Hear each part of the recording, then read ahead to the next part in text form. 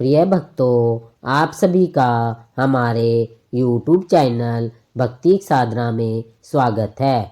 आज हम आपको इस वीडियो में मार्गशीर्ष मास की कथा अध्याय 25 का पाठ सुनाने जा रहे हैं। बोलिए श्री कृष्ण भगवान की जय हो, विष्णु भगवान की जय हो। पिछले अध्याय में नारद जी ने श्री नारायण जी से श्री राधिका के 16 नामों के बारे में पूछा था। उसी कथा को आगे बढ़ाते हैं। नारद जी ने पूछा, हे भगवान, श्री राधा के 16 नाम कौन कौन से हैं? मुझ शिष्य से उन्हें बताइए। उन्हें सुनने के लिए मेरे मन में उत्कंठा हो रही है। मैंने सामदेव में वर्णित श्री राधा के 1000 नाम सुने हैं, तथापि इस समय आपके मुख से उनके 16 नाम को सुनना चाहता हूँ। हे प्रभु, यह भी बताइए कि यह 16 नाम उन 1000 नामों के अंतर्गत है या उनसे भिन्न है। उन भक्त वंचित पुण्य स्वरूप नामों का मुझसे वर्णन कीजिए। श्री नारायण जी ने कहा, हे नारद जी, सुनिए। राधा जी के 16 नाम इस प्रकार है। राधा, राजेश्वरी, राजवासिनी, राशिकेश्वरी, कृष्ण प्राणाधिका, कृष्ण प्रिया, कृष्ण स्वरूपनी, कृष्ण वाम अंग संभूता, परमानंद स्वरूपनी, कृष्णा वृंदावनी, वृंदा, वृंदावन, विनोदनी, चंद्रावली, चंद्रकांता और शरद चंद्र प्रभा नाना। ये 16 नाम उन 1000 नामों के ही अंतर्गत है। हे नारद जी, अब मैं तुमसे इन 16 नामों की व्याख्या भी करता हूँ। राधा शब्द में धा का अर्थ है निवारण और रा का अर्थ है प्रदान करना।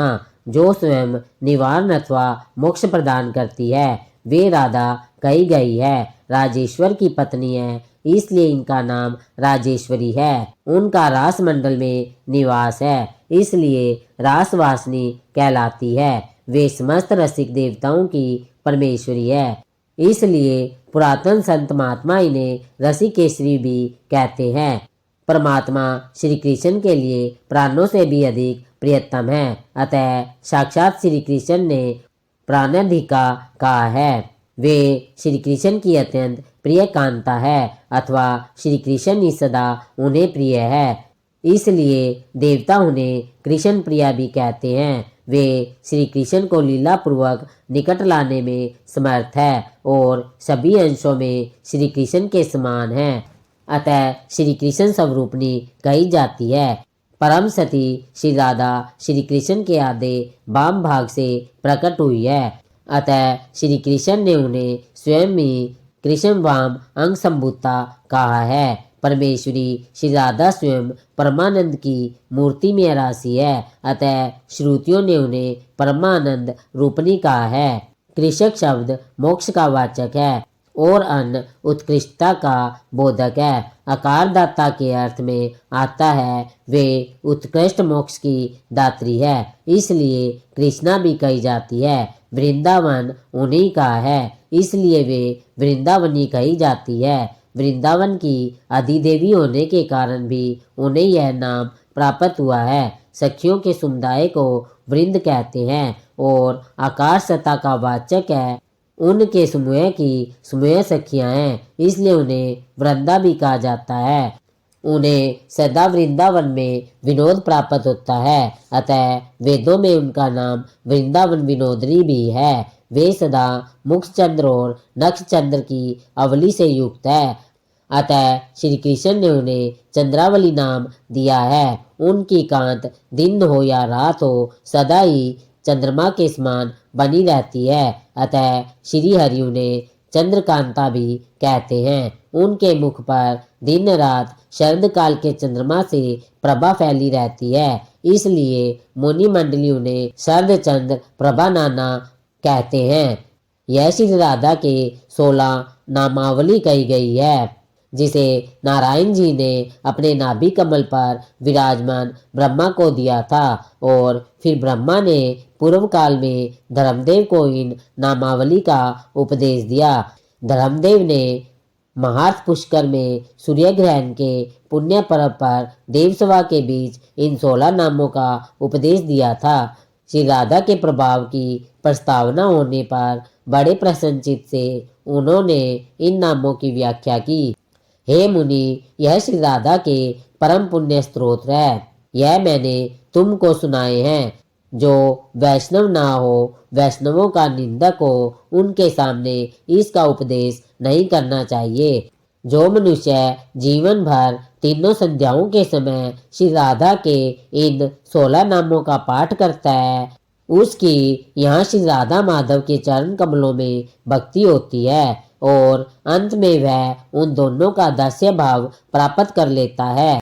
दिव्य सिर और आइमा आदि सिद्धियों को पाकर सदा प्रिया प्रीतम के साथ विचरता है।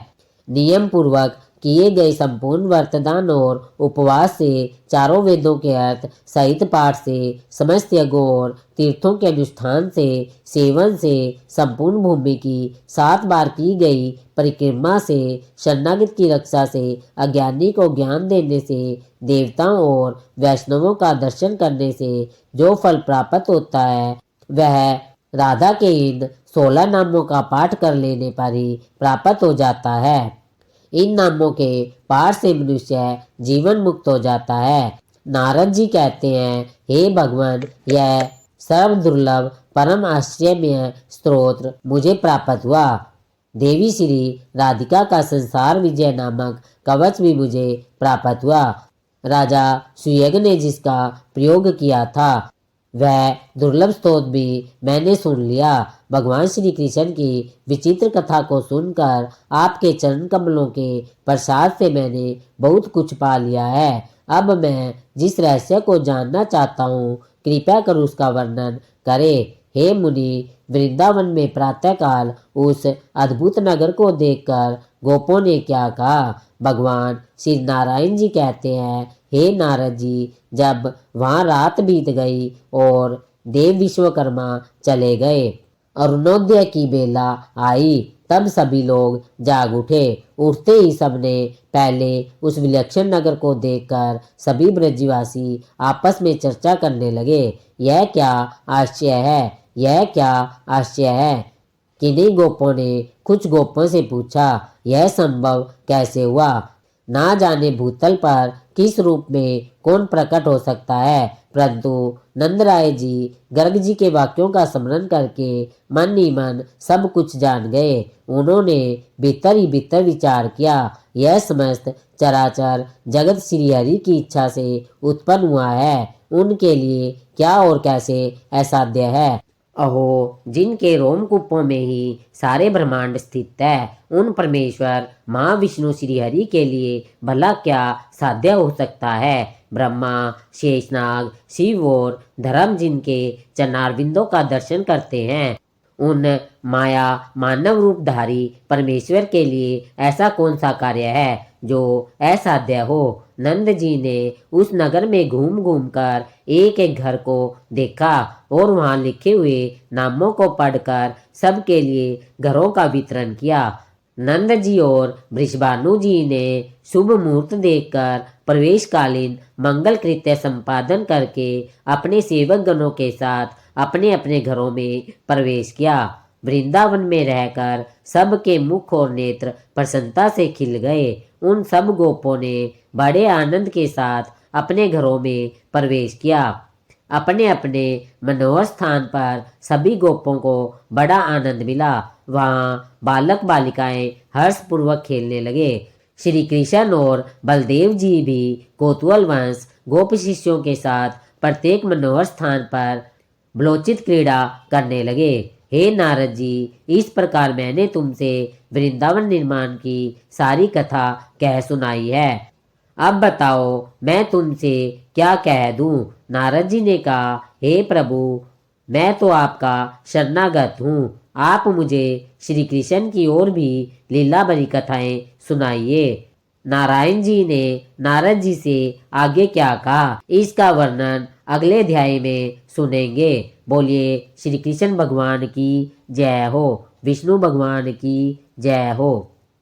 प्रिय भक्तों, अब हम आपको इस वीडियो में सूर्यदेव के जन्म की कथा सुनाने जा रहे हैं। बोलिए सूर्य भगवान की जय हो। क्या आप जानते हैं कि सूर्य जो पूरी सृष्टि को उजाला देता है उसका जन्म कैसे हुआ था? एक रहस्य है जो हजारों सालों से वेदों में छुपा है। आज हम सुनेंगे सूर्यदेव की रहस्यमयी उत्पत्ति की वह कथा जिसे जानकर आप भी चौंक जाएंगे। प्यारे भक्तों, एक बार फिर आपका हमारे YouTube चैनल भक्ति साधना में स्वागत है। प्यारे भक्तों, आज हम एक नई कहानी और एक नया वीडियो लेकर आपके समक्ष उपस्थित हुए हैं। आज की जो कथा है वह अत्यंत ज्ञानवर्धक और प्रेरणादायक है। कथा प्रारंभ करने से पहले आपसे एक विनम्र निवेदन है। शास्त्रों में कहा गया है कि अधूरी छोड़ी गई कथा दुख और पाप का कारण बनती है, इसलिए इसे अंत तक अवश्य सुने।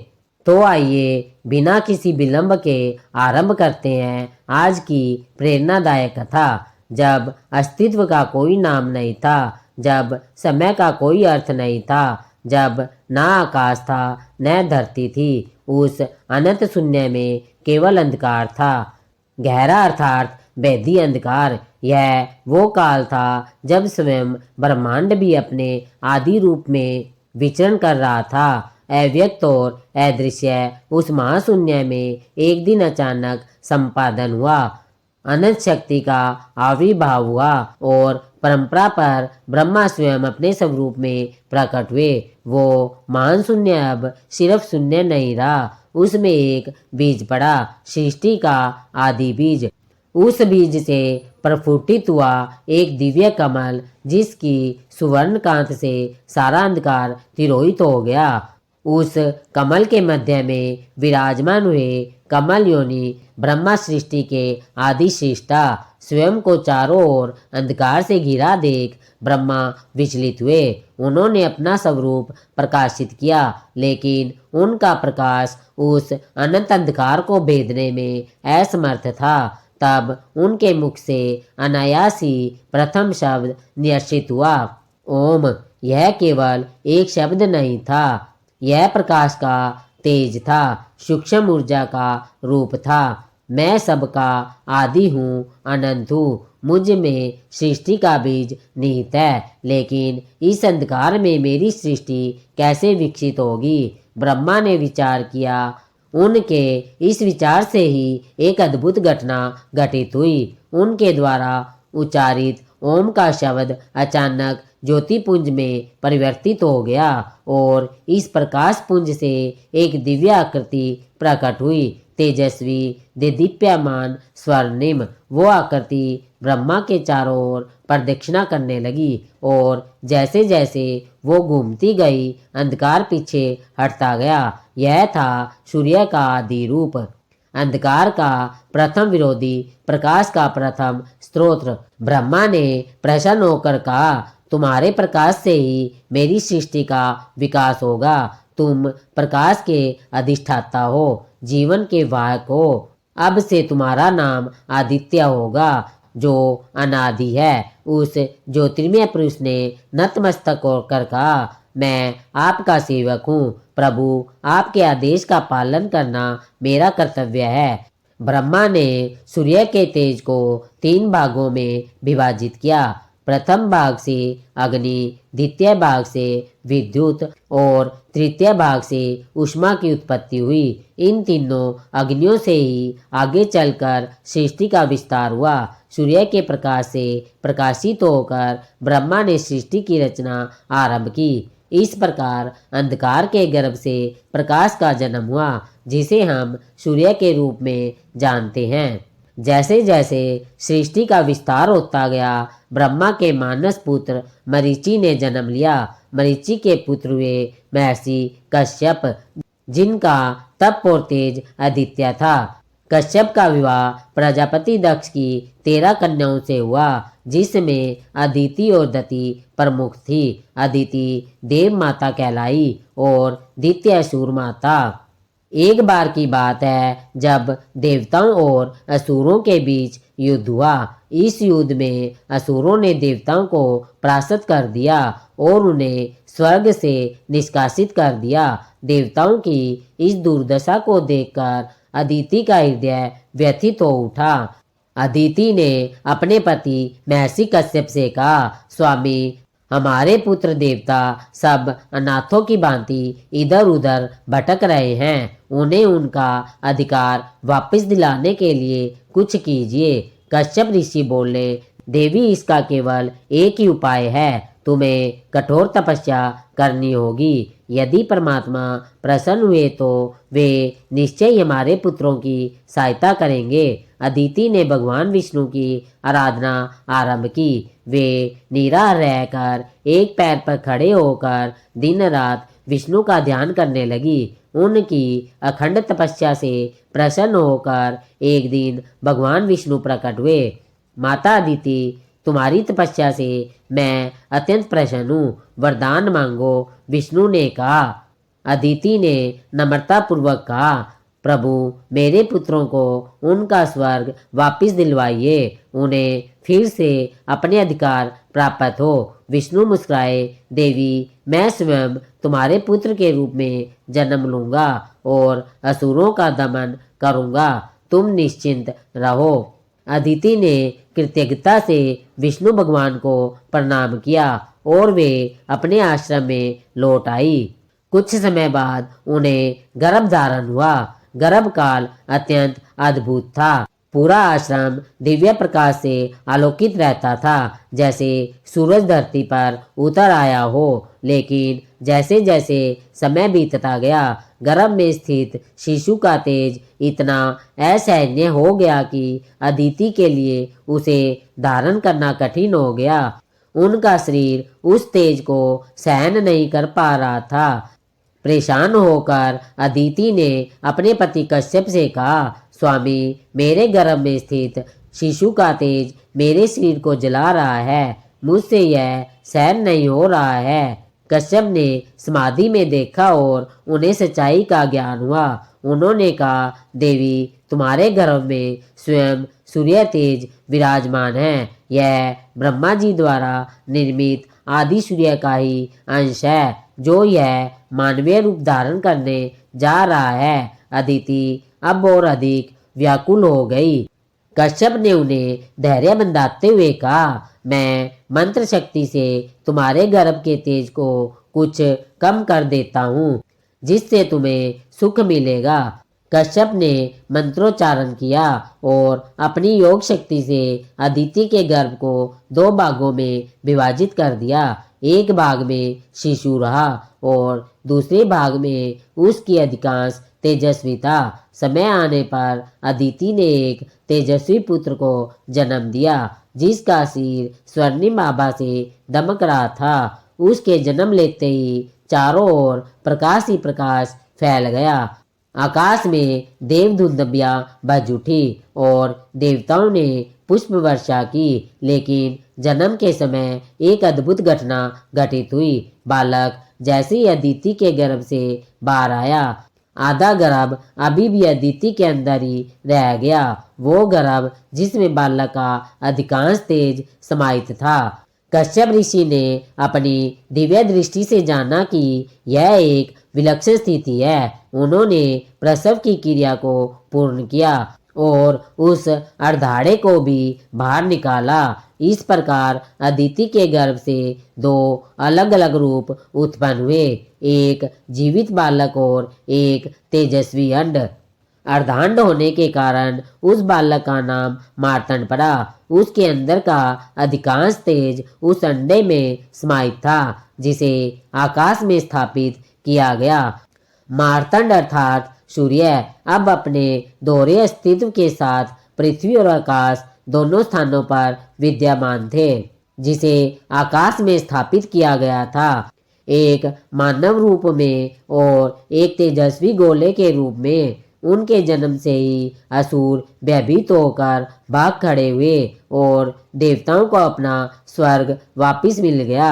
इस प्रकार देव माता अदिति और महर्षि कश्यप के पुत्र के रूप में मार्तंड सूर्य का जन्म हुआ, जिन्हें विवस्वान के नाम से भी जाना जाता है। मार्तंड सूर्य का तेज दिन प्रतिदिन बढ़ने लगा। उनके शरीर से निकलने वाली किरणें इतनी तीव्र थी कि कोई भी उनके पास जाने का साहस नहीं करता था। माता अदिति भी उनके पास जाने से डरती थी। सूर्यदेव अपनी स्थिति से अत्यंत दुखी थे। वे अकेलेपन से घिर गए थे। एक दिन महादेव शिव कैलाश पर्वत से विचरण करते हुए वहां पहुंचे जहां सूर्य तप में लीन थे। शिव का ध्यान उस अद्भुत प्रकाश की ओर गया जो सूर्य से निकल रहा था। यह कौन है जिसका तेज इतना असहनीय है? शिव ने अपने तीसरे नेत्र से देखा और जाना कि यह स्वयं सूर्य है जो अपने ही तेज से परेशान है। हे मार्तंड, क्या तुम अपने इस तेज से स्वयं परेशान नहीं हो? शिव ने पूछा। सूर्य ने उत्तर दिया, हे महादेव, मैं अपने ही तेज से त्रस्त हूँ। मेरे पास कोई नहीं आता, सब मुझसे दूर भागते हैं। मेरी माता भी मुझे स्पर्श नहीं कर सकती। मुझे अपना तेज कम करने का कोई उपाय बताइए। शिव ने करुणापूर्वक कहा, मैं तुम्हारे तेज को विभाजित कर दूंगा जिससे तुम्हारा जीवन सुगम हो सके। यह कहकर शिव ने अपना त्रिशूल उठाया और मार्तंड सूर्य को 3 भागों में विभाजित कर दिया। पहला भाग सूर्य के मानवीय रूप में रहा। दूसरा भाग उस अंडे में समाहित हो गया जो आकाश में स्थापित था और तीसरा भाग पृथ्वी पर अग्नि के रूप में स्थापित हो गया। अब तुम अपने मानवीय रूप में सामान्य जीवन व्यतीत कर सकोगे। शिव ने कहा, आकाश में स्थित अंडा पूरे ब्रह्मांड को प्रकाशित करेगा और अग्नि के रूप में तुम धरती पर युगों में आहत होकर मनुष्यों की सेवा करोगे। सूर्य ने कृतज्ञता पूर्वक शिव को नमन किया। अब उनका तेज इतना सैन्य हो गया था कि लोग उनके पास आ सकते थे। माता अदिति सबसे पहले दौड़कर अपने पुत्र के पास आई और उन्हें हृदय से लगा लिया। शिव द्वारा विभाजित उस दिव्य अंडे से एक अद्भुत घटना घटी। उस अंडे से एक प्रकाश पुंज निकला जो साकार होकर एक मनोहर युवक के रूप में परिवर्तित हो गया। वो अत्यंत सुंदर था। उसके शरीर से प्रकाश की किरणें निकल रही थी। यह था विभीषणवान सूर्य का प्रतिरूप जो आगे चलकर आकाश में स्वर्णिम रथ पर सवार होकर समस्त ब्रह्मांड को प्रकाश देने लगा। आकाश में स्थापित सूर्य और पृथ्वी का विचरण करने वाले मार्तंड दोनों एक ही थे, एक ही आत्मा के 2 रूप। मार्तंड सूर्य अब अपना जीवन सामान्य रूप से व्यतीत करने लगे, जबकि आकाश में सूर्य अपने रथ पर सवार होकर नियमित रूप से पूर्व से पश्चिम की ओर यात्रा करने लगे, जिससे दिन और रात का चक्र चलता था। यह विभाजन ही सूर्य की अद्भुत और रहस्यमयी उत्पत्ति का एक अनोखा पहलू था, जिससे उनका अस्तित्व दोहरा हो गया, एक दिव्य और एक मानवीय। मार्तंड सूर्य अब युवावस्था में आ गए थे। देवी अदिति और ऋषि कश्यप उनके विवाह की चिंता करने लगे थे। इसी बीच देव शिल्पी विश्वकर्मा की पुत्री संज्ञा, जिसे सुमुगिया भी कहा जाता है, अपनी अद्भुत सुंदरता और तेजस्विता के लिए त्रिलोक में प्रसिद्ध थी। एक दिन देवर्षि नारद विश्वकर्मा के भवन पहुंचे। विश्वकर्मा ने उनका सत्कार किया और पूछा, हे देवर्षि, आपका आगमन हमारे लिए सौभाग्य का विषय है। क्या आप हमें अपने आगमन का कारण बताएंगे? नारद मुनि मुस्कुराए। मैं एक प्रस्ताव लेकर आया हूँ। देव माता अदिति और महर्षि कश्यप के पुत्र सूर्यदेव के लिए आपकी पुत्री संज्ञा का हाथ मांगने आया हूँ। विश्वकर्मा के मन में दुविधा उत्पन्न हो गई। वे जानते थे कि सूर्य का तेज अत्यंत प्रखर है, भले ही शिव ने उसे विभाजित कर दिया हो। क्या उनकी पुत्री उस तेज को सहन कर पाएगी? फिर भी सूर्य के साथ संबंध स्थापित करना एक सम्मान की बात थी। विश्वकर्मा ने अपनी पुत्री संज्ञा को बुलाकर यह प्रस्ताव रखा। संज्ञा ने सूर्य के बारे में सुना था। एक शुभ मुहूर्त में मार्तंड सूर्य और संज्ञा का विवाह संपन्न हुआ। सारे देवता इस विवाह में सम्मिलित हुए। अग्निदेव ने विवाह की वेदी संजोई। इंद्र ने वधु के स्वागत की व्यवस्था की। मरुद देवता पवन का संचारण कर रहे थे और अप्सराएं नृत्य कर रही थी। संज्ञा सूर्य के साथ अपने नए घर पहुंची। उसके लिए सब कुछ नया और अद्भुत था। सूर्य उसे बहुत प्यार करते थे और उनका हर तरह से ख्याल रखते थे। समय बीतता गया और संज्ञा ने 3 संतानों को जन्म दिया। वेवसत, मनु, यमी, जुड़वा संतान और अश्विनी कुमार। सूर्य और संज्ञा का परिवार सुखी था, लेकिन एक समस्या धीरे धीरे उभरने लगी।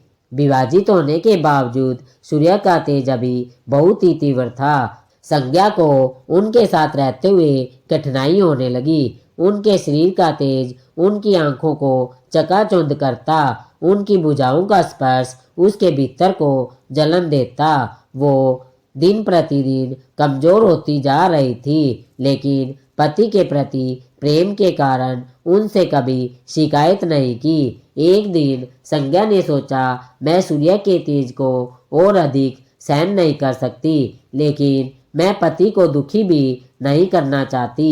क्या करूं?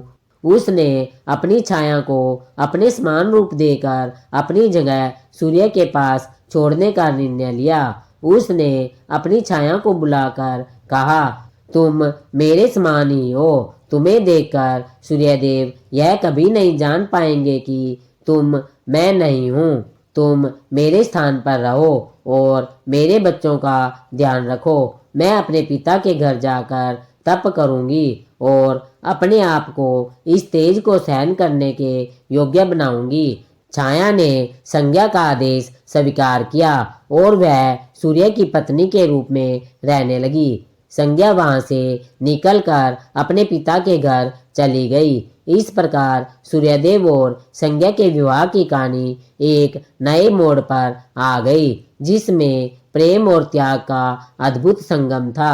संज्ञा अपने पिता विश्वकर्मा के पास पहुंची और अपनी व्यथा सुनाई। विश्वकर्मा ने अपनी पुत्री को उलाना दिया, बेटी तुमने हमें पहले क्यों नहीं बताया? मैं सूर्य के तेज को कम कर सकता हूँ। लेकिन संज्ञा लज्जित थी और अपने निर्णय पर अड़िग थी। वो अपने पिता के घर भी ज्यादा समय नहीं रह सकी, क्योंकि उसे डर था कि सूर्य उसे खोजते हुए यहाँ आ सकते हैं। तब उसने एक निर्णय लिया, पिताजी मैं वन में जाकर घोड़ी का रूप धारण करके तप करूंगी। इस प्रकार सूर्य मुझे पहचान नहीं पाएंगे और मैं अपना तप पूर्ण कर सकूंगी। यह कहकर संज्ञा उत्तर दिशा की ओर चल पड़ी और वहां पहुंचकर घोड़ी का रूप धारण करके कठोर तपस्या में लीन हो गई।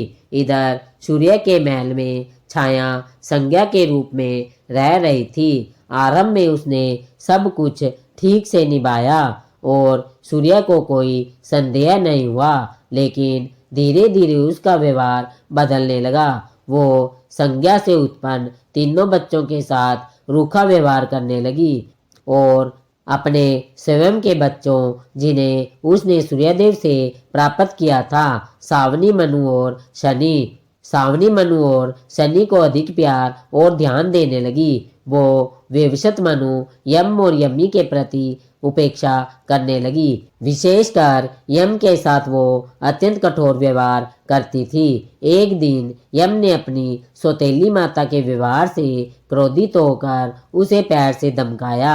इस पर छाया बहुत क्रुद्ध हुई और उसने यम को श्राप दे दिया, तुम्हारा पैर सड़ जाएगा। यह सुनते ही यम भयभीत हो उठा और अपने पिता के पास गया।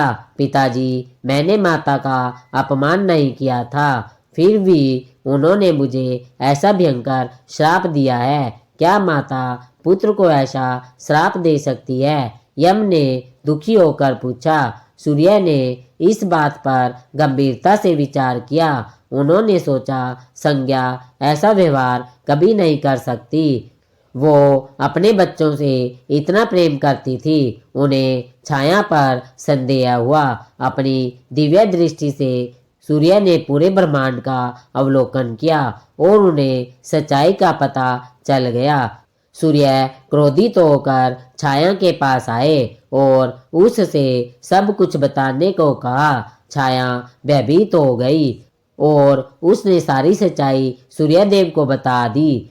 कैसे संज्ञा उसके तेज से परेशान होकर चली गई थी, कैसे उसने अपनी छाया को अपनी प्रतिरूप बनाकर छोड़ दिया था और अब वो उत्तर दिशा में घोड़ी के रूप में तपस्या कर रही थी। सूर्य यम को वचन देकर उसके श्राप को कुछ कम करते हुए बोले, पुत्र, तुम्हारा पैर नहीं सड़ेगा, लेकिन कीड़े तुम्हारे पैर के मांस को खाएंगे। उस मांस से धरती के कल्याण के लिए मानव जाति उत्पन्न होगी। तुम मृत्यु के देवता बनोगे और सभी जीवों का अंतिम न्याय तुम्हारे हाथों में होगा। फिर सूर्य दुखी हृदय से विश्वकर्मा के पास गए। विश्वकर्मा ने उन्हें बताया कि संज्ञा कहाँ छिपी है। तब सूर्य भी घोड़े का रूप धारण करके उत्तर दिशा की ओर चल पड़े। उत्तर के हिमालय की एक घाटी में उन्होंने एक घोड़ी के रूप में तपस्या करती हुई संज्ञा को पाया। संज्ञा उन्हें देखकर भयभीत हुई और भागने लगी। सूर्य भी उनके पीछे पीछे दौड़े। वे दोनों एक दूसरे के चारों ओर घूमते रहे। इसी बीच सूर्य और संज्ञा के संयोग से अश्विनी कुमार जुड़ावों का जन्म हुआ, जो पहले से ही अश्विनी कुमारों के भाई होने के कारण अश्विनी कुमार द्वितीय कहलाए। अंत में सूर्य ने अपना वास्तविक रूप प्रकट किया और संज्ञा शर्मिंदा हो गई। वह अपने पति के चरणों में गिरकर क्षमा याचना करने लगी। सूर्य ने उसे उठाते हुए कहा, तुमने मुझसे अपनी व्यथा क्यों नहीं कही? मैं तुम्हारे दुख को कभी सहन नहीं करता। संज्ञा ने आंसू भरी आंखों से कहा, स्वामी, मैं आपके तेज से परेशान थी, लेकिन मैं आपको दुखी नहीं करना चाहती थी, इसलिए मैंने यह मार्ग चुना। सूर्य संज्ञा को लेकर विश्वकर्मा के पास गए और कहा, हे देव शिल्पी, आप मेरे तेज को कम कीजिए ताकि मेरी पत्नी मेरे साथ सुखपूर्वक रह सके। विश्वकर्मा सहमत हुए और उन्होंने अपने अद्भुत यंत्र से सूर्य के तेज को घिसना आरंभ किया। वे सूर्य को एक विशाल खरादी पर रखकर उसके तेज को कम करने लगे। जैसे जैसे सूर्य का तेज कम होता गया, उनका रूप अधिक सौम्य और मनोहर होता गया। विश्वकर्मा ने सूर्य के तेज से जो धूल निकाली, उससे अनेक दिव्यास्त्रों का निर्माण किया। सूर्य के तेज से विष्णु का सुदर्शन चक्र, शिव का त्रिशूल, कुबेर की शक्ति, कार्तिकेय की शक्ति और अन्य देवों के अस्त्र शस्त्र निर्मित हुए। इस तेज के एक अंश से प्रभु राम के समय पुष्पक विमान का भी निर्माण किया गया। सूर्य की पीड़ा असहनीय थी, लेकिन उन्होंने अपनी पत्नी के प्रेम के लिए यह सब सहन कर लिया। अब सूर्य का तेज इतना कम हो गया था कि संज्ञा उनके साथ आराम से रह सकती थी। विश्वकर्मा ने संज्ञा और सूर्य दोनों को आशीर्वाद देते हुए कहा, तुम दोनों के प्रेम ने मुझे प्रभावित किया है। सूर्य, तुमने अपनी पत्नी के लिए अपना तेज त्याग दिया। तुम्हारा यह त्याग वंदनीय है। मैं तुम्हें एक दिव्य रथ भेंट करता हूँ, जिस पर सवार होकर तुम प्रतिदिन आकाश में अपनी यात्रा करोगे। विश्वकर्मा ने सूर्य के लिए एक स्वर्णिम रथ का निर्माण किया, जिसमें 7 घोड़े जुड़े थे। यह 7 घोड़े सब छंदों का प्रतीक थे। रथ का सारथी अरुण नियुक्त किया गया, जो संज्ञा के भाई थे। इस प्रकार सूर्य और संज्ञा का पुनर्मिलन हुआ और दोनों सुखपूर्वक रहने लगे। छाया को भी माफ कर दिया गया और वह भी सूर्य की द्वितीय पत्नी के रूप में घर में रहने लगी। यम ने धर्मराज के रूप में अपना कर्तव्य निभाना आरंभ किया। विवस्त्र मनु ने पृथ्वी पर मानव सभ्यता की स्थापना की। अश्विनी कुमार देवताओं के वैद्य बने। सावनी मनु भविष्य के मनवंतर के अधिपति बने और शनि ग्रह बनकर आकाश में अपना स्थान ग्रहण करने लगे। सूर्य अपने स्वर्णिम रथ पर आरूढ़ होकर प्रतिदिन पूर्व से पश्चिम तक की यात्रा करते, जिससे दिन और रात का चक्र चलता रहा। उनकी किरणें जीवन का आधार बनी। उनके प्रकाश से पृथ्वी पर वनस्पतियां विकसित हुई, जीवों में प्राणों का संचार हुआ। एक दिन संज्ञा ने सूर्य से पूछा, स्वामी, आप इतने परिश्रम से दिन रात यात्रा क्यों करते हैं? क्या आप थकते नहीं हैं? सूर्य ने गंभीर होकर कहा, प्रिय, मैंने इस ब्रह्मांड से एक प्रतिज्ञा की है। जब तक यह सृष्टि है तब तक मैं अपने कर्तव्य पद से विचलित नहीं होऊंगा। मेरे रुकने से चराचर जगत ठहर जाएगा, जीवन समाप्त हो जाएगा। संज्ञा सूर्य की प्रतिबद्धता से प्रभावित हुई। उसने अपने पति के कंधे पर हाथ रखते हुए कहा, आपकी दृढ़ता वंदनीय है। मैं आपके साथ हर कदम पर हूँ। एक अवसर पर महर्षि व्यास सूर्य के दर्शन हेतु गए। उन्होंने सूर्य से कहा, भगवान, आप अपनी किरणों से जिस प्रकार सारे जगत को प्रकाशित करते हैं, उसी प्रकार मेरे हृदय को भी ज्ञान के प्रकाश से आलोकित कर दीजिए। सूर्य ने प्रसन्न होकर व्यास को उनके द्वारा रचित महाभारत के लेखन के लिए दिव्य ज्ञान प्रदान किया। उन्होंने अष्टाध्याय के रचयिता पाणिनि को भी व्याकरण का ज्ञान दिया। इसी प्रकार कई ऋषि मुनियों ने सूर्य से विभिन्न विद्याओं का ज्ञान प्राप्त किया। सूर्य के तेज का वर्णन करते हुए स्वयं श्री कृष्ण ने अर्जुन से कहा था, प्रकृति के इस महान प्रकाश पुरुष को मैं भी अपनी योग माया से धारण करता हूँ। मैं ही इनको युग युगांतर तक संचालित करता हूँ। वैज्ञानिक दृष्टि से देखें तो आज के युग में भी सूर्य की महत्ता को नकारा नहीं जा सकता। वैज्ञानिक तथ्य बताते हैं कि सूर्य के बिना पृथ्वी पर जीवन असंभव है। सूर्य की ऊर्जा ही सभी जीवों के जीवन का आधार है। आज जब हम रोजाना सूर्योदय देखते हैं तो हमें यह याद रखना चाहिए कि यह महान आदि ज्योति कितने संघर्ष और परिवर्तनों से गुजरी है। सूर्य की गाथा हमें बताती है कि महान बनने के लिए किस प्रकार के त्याग और समर्पण की आवश्यकता होती है। एक प्राचीन श्लोक में कहा गया है कि आदित्यस्य नमस्कार ये कुर्वन्ति दिने दिने जन्मांतर सहस्रेषु दरिद्र उपजायते। अर्थात जो लोग प्रतिदिन सूर्य को नमस्कार करते हैं उनके हजारों जन्मों में कभी दरिद्रता नहीं आती। इस प्रकार अनंत काल से चल रही सूर्य की यात्रा में हम सभी यात्री हैं। प्रकाश की ओर बढ़ते हुए अंधकार को पीछे छोड़ते हुए सूर्य की कथा हमारी अपनी कथा है।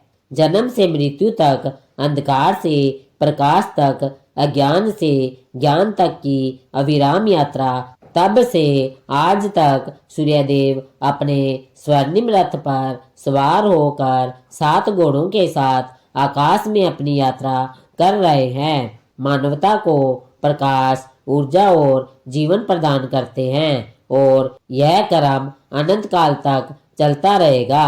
जब तक सृष्टि है सूर्य है और जब तक सूर्य है जीवन है। यही है सूर्यदेव की रहस्यमयी उत्पत्ति की अनंत कथा, जो हमारे जीवन को प्रकाशित करती है, हमें प्रेरित करती है और हमें एक शाश्वत सच्चाई से परिचित कराती है। अंधकार के बाद प्रकाश अवश्य आता है। रात्रि के बाद दिन निश्चित है। पतन के बाद उत्थान सुनिश्चित है। प्यारे भक्तों, इस प्रेरणादायक कथा के बारे में अपने विचार हमें कमेंट के माध्यम से जरूर बताएं। अगर यह कथा आपको अच्छी लगी हो तो कृपया इसे लाइक करें और अधिक से अधिक अपने दोस्तों और रिश्तेदारों के साथ शेयर करें। साथ ही कमेंट बॉक्स में जय श्री कृष्णा जय सूर्य देवता लिखना ना भूलें और हमारी वीडियो को अंत तक देखने के लिए बहुत बहुत धन्यवाद। और हमारे चैनल भक्ति एक साधना को सब्सक्राइब जरूर करें। और अब हम फिर मिलते हैं एक भक्तिपूर्ण वीडियो के साथ। ओम सूर्याय नमः। ओम सूर्याय नमः। ओम सूर्याय नमः। बोलिए सूर्य देवता की जय हो।